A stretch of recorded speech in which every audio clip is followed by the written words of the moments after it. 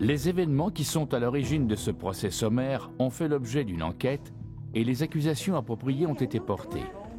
Ça va bien? Ça va super bien, frère. On s'est pas vu? Ça fait des années. Peu de temps après, un officier désigné a été assigné à l'accusé. L'accusé a reçu un exemplaire du procès-verbal de procédure disciplinaire ainsi que de l'ensemble de la preuve. Il a eu la possibilité de choisir la langue officielle de son procès. Bien que le commandant ait l'obligation d'assurer les droits de l'accusé avant le procès, le commandant a délégué ce rôle au sergent-major régimentaire.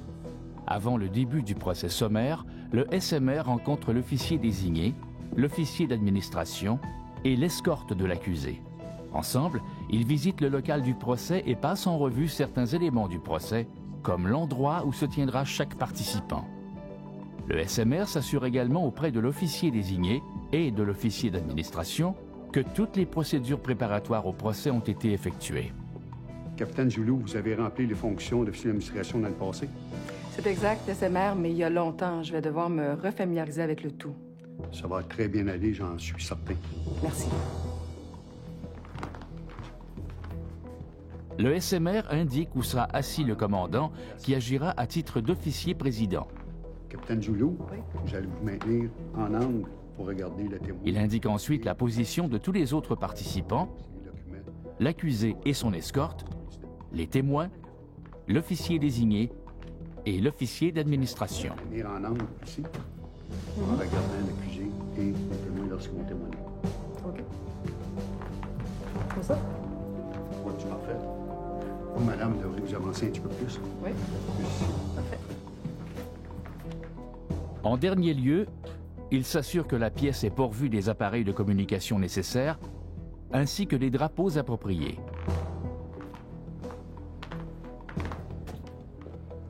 Ah oui, capitaine. Assurez-vous d'avoir ici la Bible, des formulaires de serment et l'affirmation solennelle en français et en anglais. Ah oui, vous les insérer aussi à l'intérieur de la Bible. Oui, c'est bien, je vais faire ça. Parfait. Le SMR indique à l'officier d'administration où devront être disposés les sièges destinés aux témoins qui attendront d'être appelés. La défense, où sont les toilettes? Est-ce compris? Oui, SMR. Caporal Alpha. Ouais. Caporal, vous allez demeurer en compagnie de l'accusé durant toute la durée du procès ainsi durant les pauses. Lors de l'entrée initiale du procès sommaire, vous allez marcher en arrière de l'accusé en vous tenant légèrement à sa gauche. Vous allez demeurer en position du garde-à-vous jusqu'à ce que je vous ordonne d'adopter la position en place repos. Vous allez conserver votre couvre-chef. À vous les questions. Non, ça meurt. Je vais vous donner une démonstration maintenant de l'entrée. Veuillez vous tasser à droite et adopter la position en place repos.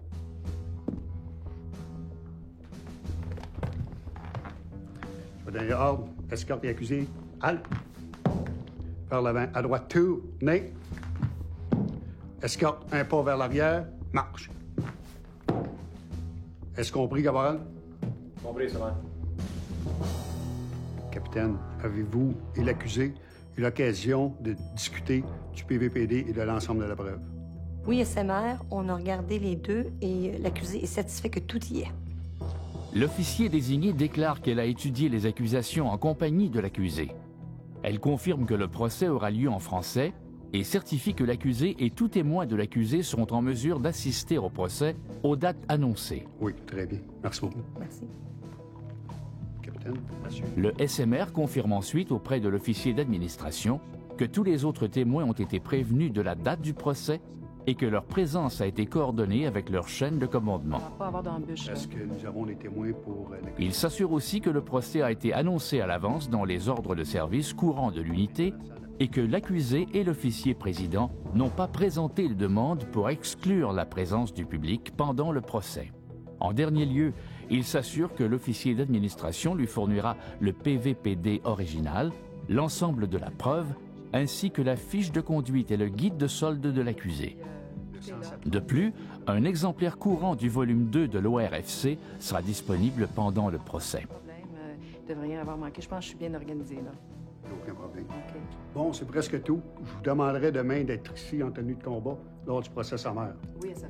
Pas de problème, SMR. Merci beaucoup. Caporal, je vous demanderai d'être ici en compagnie de l'accusé 15 minutes avant le début du procès. Est-ce compris? Oui, ça meurt. Parfait. Parfait.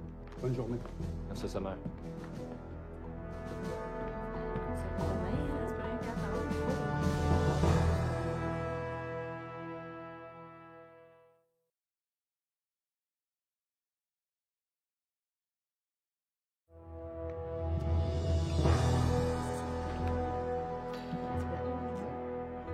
Un officier délégué a juridiction au niveau des accusations auxquelles fait face le matelot de deuxième classe Bravo. Néanmoins, comme le précise l'objectif de compétence 001,1, un officier président peut perdre cette juridiction dans certaines circonstances, notamment lorsqu'il a ou semble avoir un parti pris. Sergent-major, faites entrer l'accusé sur le score. Colonel, Le major November devait à l'origine faire office d'officier président. Mais l'accusé a entendu le major dire au SMR que l'accusé ferait bien d'apporter une brosse à dents à son procès. L'accusé a fait part de l'incident à son officier désigné, qui a demandé que le major ne préside pas au procès parce que son commentaire reflétait un parti pris ou, à tout le moins, laissait soupçonner un parti pris. escortez l'accusé! Halt! Le major November a perdu sa juridiction pour cette raison et il a renvoyé la cause au commandant, le lieutenant-colonel Roméo. Matelot, deuxième classe, Bravo. Colonel. Bonjour.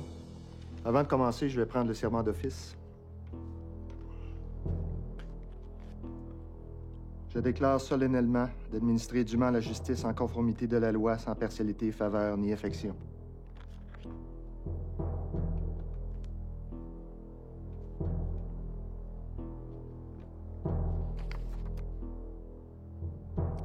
Capitaine Zulu, veuillez lire les accusations, s'il vous plaît. L'accusé, numéro matricule Alpha. Le capitaine Zulu lit les accusations portées à l'endroit du matelot de deuxième classe Bravo. Il est accusé d'ivresse en vertu de la section 97 de la loi sur la défense nationale et sous la section 86A de s'être battu avec le matelot de deuxième classe Foxtrot. Approximativement 23h30. Les deux accusations découlent directement de faits survenus au mess d'une base des forces canadiennes à approximativement 23h30 le 2 janvier. Matelot deuxième classe Foxtrot. Merci.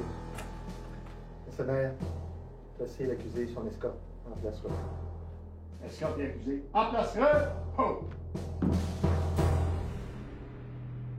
Matelot deuxième classe, Bravo. Avant de poursuivre, j'ai quelques questions de procédure à vous poser.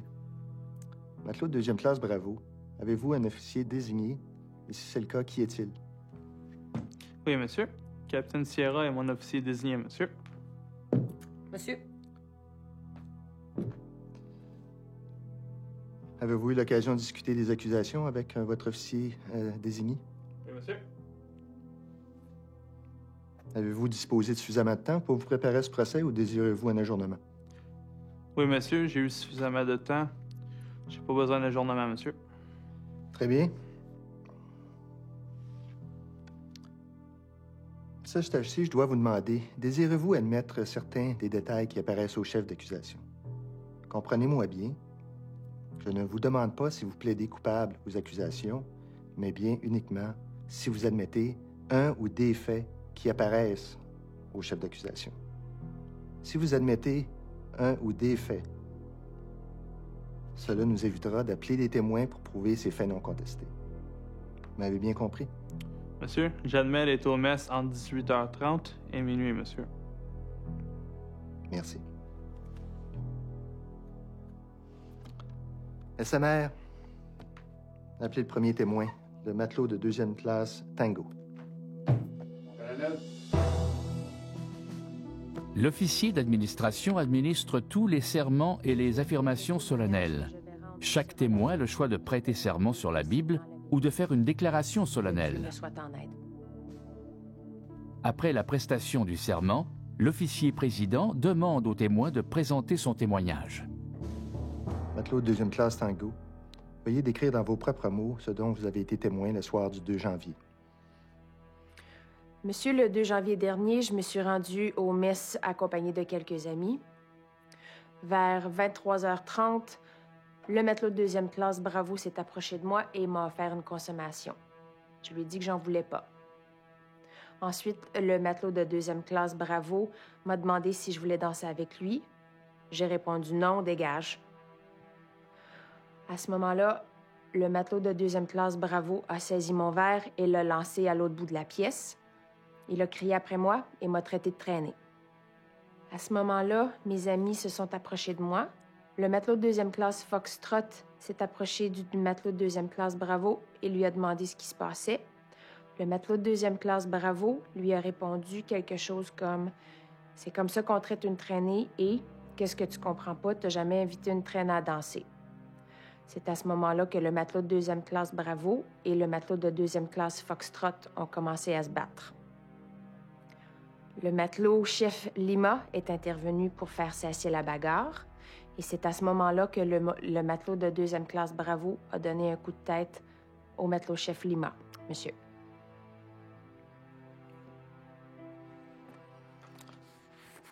L'une des accusations portées contre le matelot de deuxième classe Bravo est d'avoir été en état d'ivresse. L'avez-vous vu consommer de l'alcool ce soir-là? Oui, monsieur, Je veux dire, le matelot de deuxième classe Bravo a passé toute la soirée au mess. Et honnêtement, il y a juste quelqu'un dessous qui pourrait traiter quelqu'un d'autre de traîner, monsieur. Matelot de deuxième classe Bravo, avez-vous des questions à poser au matelot de deuxième classe Tango? Non, monsieur, aucune question, monsieur.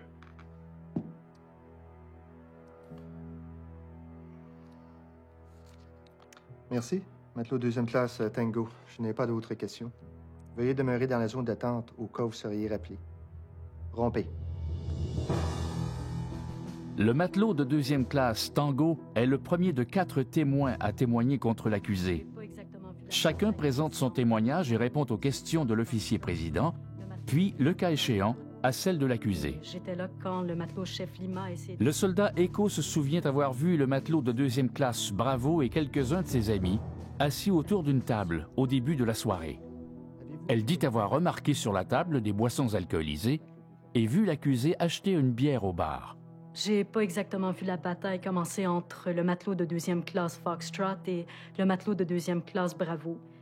Mais j'étais là quand le matelot chef Lima a essayé de les séparer. Il est venu se placer entre les deux et c'est là que le matelot de deuxième classe Bravo lui a donné un coup de tête. Monsieur. Matelot deuxième classe Bravo, avez-vous des questions? Non, monsieur, aucune question, monsieur. J'en ai une. Avez-vous vu l'accusé lancer le verre d'alcool du matelot de deuxième classe Tango? Non, monsieur. Mais j'ai entendu du verre brisé. Monsieur. Le matelot de deuxième classe Tango m'a informé que y avait des... Le matelot de deuxième classe Foxtrot est le petit ami du matelot de deuxième classe Tango. Il dit que le matelot de deuxième classe Bravo l'a frappé sans avertissement. J'allais me mettre en action. À ce stade du procès, l'officier désigné pose une question au nom de l'accusé. Matelot de deuxième classe Foxtrot, quand avez-vous vu le matelot de deuxième classe Bravo ce soir-là au mess pour la première fois? Juste avant la bagarre, monsieur, quand je suis revenu des toilettes. Alors, comment pouvez-vous dire qu'il a bu toute la soirée? Eh bien, monsieur, il avait certainement dû boire pour m'avoir attaqué comme il l'a fait sans avertissement. Pas d'autres questions, monsieur. Je n'ai pas de questions. Matelot seconde classe Foxtrot, rompez.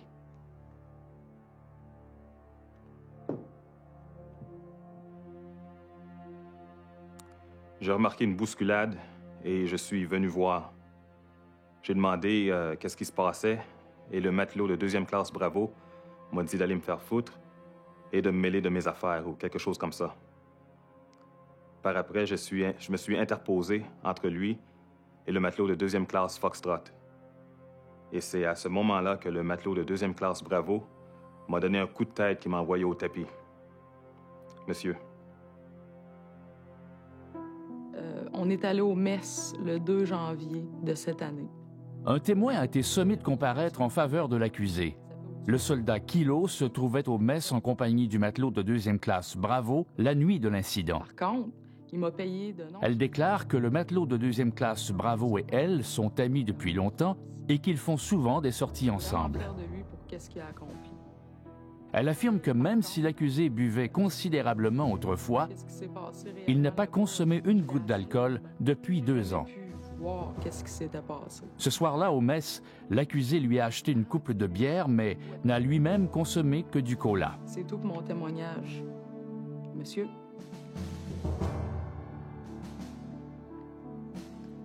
Après avoir entendu tous les témoins, l'officier président demande à l'accusé s'il désire témoigner. Dans le cas présent, le matelot de 2e classe Bravo va témoigner pour sa propre défense. Pour cette raison, il pourra également être questionné par l'officier président. Monsieur? Je bois plus. Ça fait au moins 2 ans. Ce soir-là, au mess, je buvais du coke. Les boissons alcoolisées que j'ai achetées, c'était pour mes amis.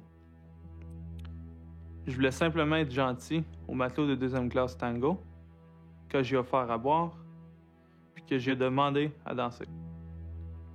J'ai trouvé son attitude et sa réponse de dégager d'être très effronté. Quand je me suis retourné, j'ai frappé son verre par accident.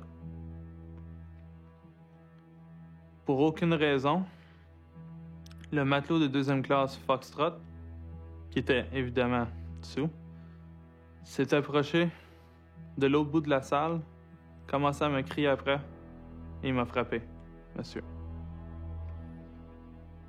Qu'avez-vous à dire au sujet du matelot-chef Lima? Quand le matelot de 2e classe Foxtrot m'a frappé, je l'ai repoussé. C'est à ce moment-là que le matelot-chef Lima s'est mis entre nous, monsieur. Très bien. Je n'ai pas d'autres questions. Matelot de 2e classe Bravo, est-ce que vous, votre officier désigné, avez des représentations à faire relativement à la preuve que j'ai entendue? Oui, monsieur. Je crois que vous ne devriez pas accepter comme preuve les témoignages du matelot de 2e classe Foxtrot et du matelot de 2e classe Tango à l'effet que l'accusé était ivre. Vous devriez plutôt croire l'accusé et le soldat Kilo qui disent que l'accusé ne buvait pas ce soir-là et que ça fait plus de 2 ans qu'il ne boit pas d'alcool. Aussi, par rapport aux allégations pour la bagarre, c'est le matelot de 2e classe Foxtrot qui a frappé l'accusé. C'est tout, monsieur. Merci, Capitaine Sierra. Bon, alors maintenant, je vais ajourner afin de délibérer et statuer sur mes conclusions. SMR, faites sortir l'accusé et son escorte et veuillez renvoyer les témoins qui sont en attente. Colonel, escorte l'accusé. Garde derrière! Escorte un pas vers l'avant. Marche! Escorte l'accusé vers la droite en file. À droite, top! Par la gauche, pas commencé! Marche!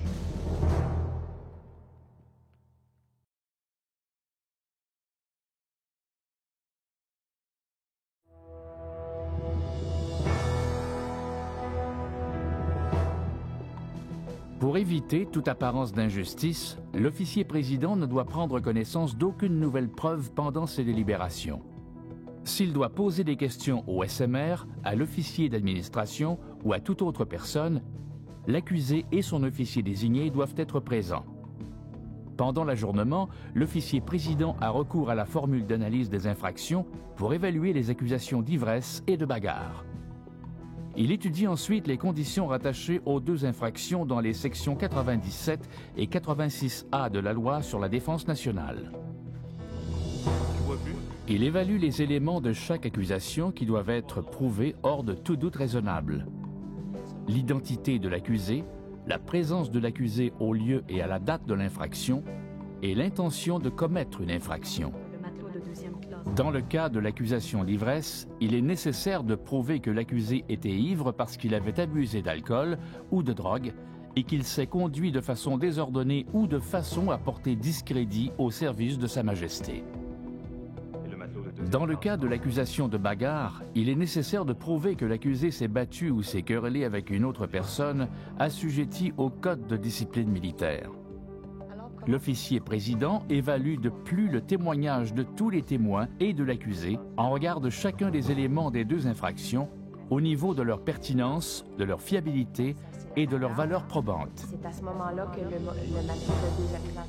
En gardant à l'esprit la norme de preuve nécessaire à chaque élément au-delà d'un doute raisonnable et en tenant compte des représentations de l'accusé au niveau de chaque chef d'accusation, l'officier président parvient à sa conclusion.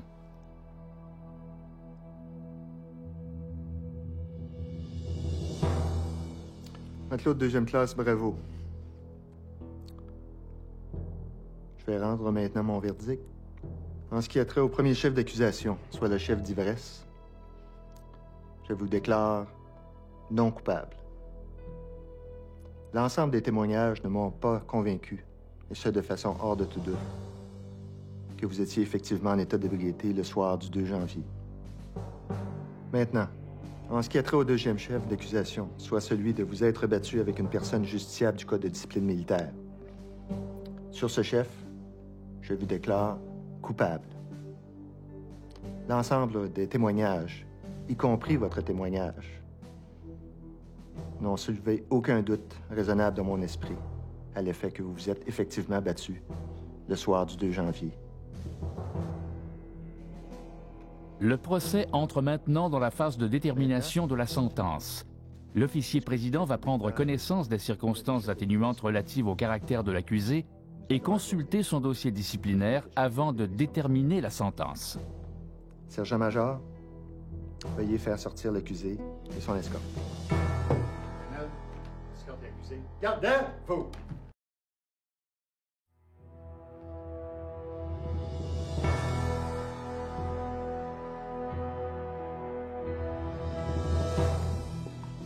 Avant de prendre la cause en délibéré, l'officier président peut entendre le témoignage de personnes en mesure de témoigner du caractère de l'accusé. Avant de témoigner, ces personnes doivent être assermentées. Tout ce que je peux dire sur le matelot de deuxième classe Bravo, c'est un très bon soldat. L'officier président entend le témoignage du commandant de la compagnie qui affirme que le contrevenant est un bon marin. C'est la première fois qu'il est accusé d'un tel délit. Il ne se gêne jamais de donner son... monsieur, j'ai pas peur d'admettre que... L'officier président entend également le contrevenant. Après avoir parlé avec le matelot... Quand on lui a demandé ce qu'il ressentait à la suite de sa bagarre avec le matelot de deuxième classe Foxtrot, le matelot de deuxième classe Bravo a déclaré qu'on ne devait pas s'attendre à ce qu'il ne fasse rien quand quelqu'un se mette à le bousculer. Il a également affirmé que le matelot-chef Lima aurait dû se mêler de ses affaires. Les bagarres et où les querelles. En réponse à une question, le SMR a déclaré que les bagarres sapent la discipline de l'unité et qu'une bagarre dans le mess risque d'endommager la propriété publique. Oui, monsieur, le matelot de deuxième classe Bravo est un excellent matelot. L'officier désigné a fait valoir que puisqu'il s'agit de la première fois que le contrevenant est accusé et trouvé coupable de cette infraction, et compte tenu que la bagarre a été déclenchée par le matelot de deuxième classe Foxtrot, un avertissement constituerait une peine appropriée.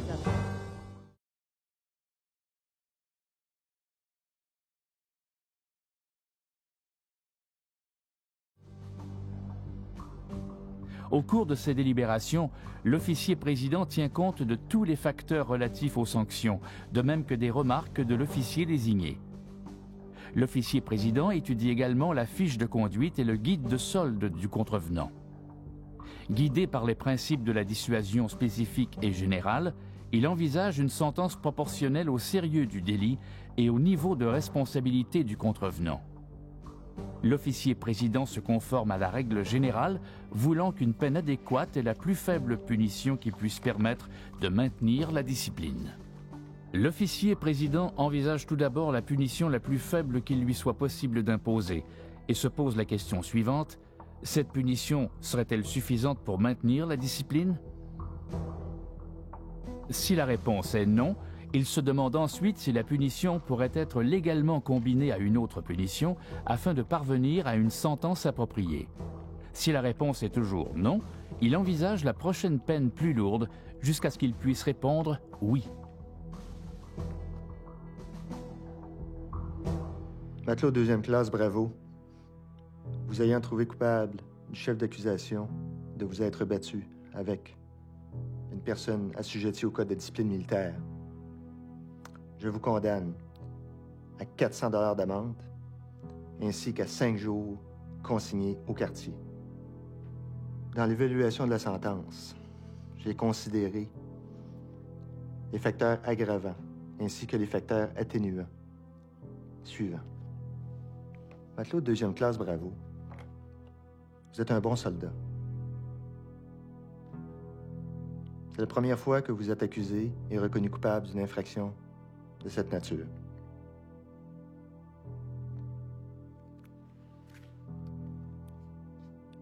Par contre, j'ai également remarqué que vous n'avez pas de remords. Finalement, j'ai considéré que les bagarres au sein de mon unité minent la discipline ainsi que la cohésion. C'est inacceptable. Cette sentence vise à vous dissuader, vous ainsi que les autres membres de l'unité, à commettre des gestes de cette nature. Matelot 2e classe Bravo, vous avez 14 jours pour demander une révision, à moins qu'une autorité compétente vous accorde une prolongation. Dans ce cas-ci, l'autorité compétente est l'autorité à qui je dois me référer pour des fins de discipline, soit le commandant de la base. À la suite du procès sommaire, la sentence est inscrite à la partie 6 du PVPD avec une liste des témoins en annexe. Si l'officier président n'est pas le commandant de l'accusé, le PVPD est envoyé au commandant de l'accusé pour qu'il prenne les mesures appropriées. La nomination de l'officier désigné pour le processus de révision est prévue à l'article 108.45, paragraphe 18 des ordonnances et règlements royaux applicables aux forces canadiennes. Lorsque la sentence comprend une période de détention, le directeur général, carrière militaire, en est avisé. Tout bien ayant servi d'élément de preuve est retourné à son ayant droit. Ensuite, le PVPD est mis à jour et le résultat du procès sommaire peut être annoncé dans les prochains ordres de service courant. En dernier lieu, une copie du PVPD complété est envoyée au conseiller juridique de l'unité pour étude avant le 7e jour du mois suivant le procès sommaire.